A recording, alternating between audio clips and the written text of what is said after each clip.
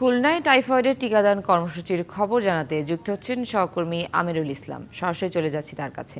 আসলে আজ নিবন্ধনকৃত যে সকল শিশু তাদেরকে টিকা কার্যক্রম পরিচালনা করা হবে। খুলনা মহানগরীর যে 31টি ওয়ার্ড রয়েছে, ওয়ার্ডের শিক্ষা প্রতিষ্ঠানগুলো যেমন কার্যক্রম পরিচালনা হবে, অনুরূপভাবে যে জেলা রয়েছে সে জেলার রয়েছে 9টি উপজেলা, 1টি পৌরসভা, 2টি পৌরসভা, এই সকল ওয়ার্ড এবং ইউনিয়নে কার্যক্রম পরিচালনা করে। আপনার কথা হলো এখানে রয়েছেন যে খুলনা সিটি কর্পোরেশনের প্রশাসনিক কর্মকর্তা মোল্লা মারুফ রশিদ।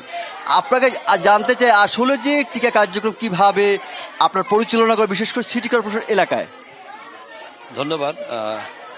আপনারা জানবেন যে খুলনা সিটি কর্পোরেশন বিগত 2 মাস ধরে এই যে আজকে যে টিসিভি অর্থাৎ এই যে টাইফয়েডের যে ভ্যাকসিনের দেওয়া শুরু হলো, এটা 2-2.5 মাস ধরে আমাদের এটা ক্যাম্পেইন এবং এটার কার্যক্রম চলছিল। এবং গত 4-5 দিন ধরে ব্যাপকভাবে 31টি ওয়ার্ড খুলনা সিটি কর্পোরেশনে ব্যাপকভাবে মাইকিং হয়েছে। মসজিদে মসজিদে জুম্মার খুতবার আগে হুজুরদের মাধ্যমে এটা জানানো হয়েছে এবং অন্যান্য যে ধর্মীয় প্রতিষ্ঠান সেখানে জানানো হয়েছে।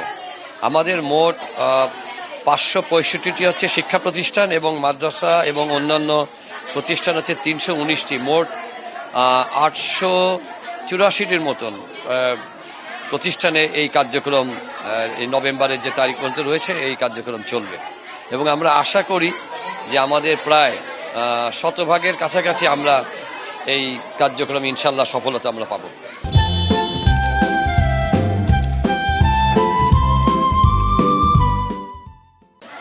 ধন্যবাদ আপনাকে। এবং এখানে থাকছে যে বিশেষ করে যে শুধুমাত্র যে বিদ্যালয় বা শিক্ষা প্রতিষ্ঠান এমনটি নয়, যে সকল শিশু রয়েছে যারা শিক্ষা প্রতিষ্ঠান আসছে না তাদেরও কিন্তু ব্যবস্থা রাখা হয়েছে।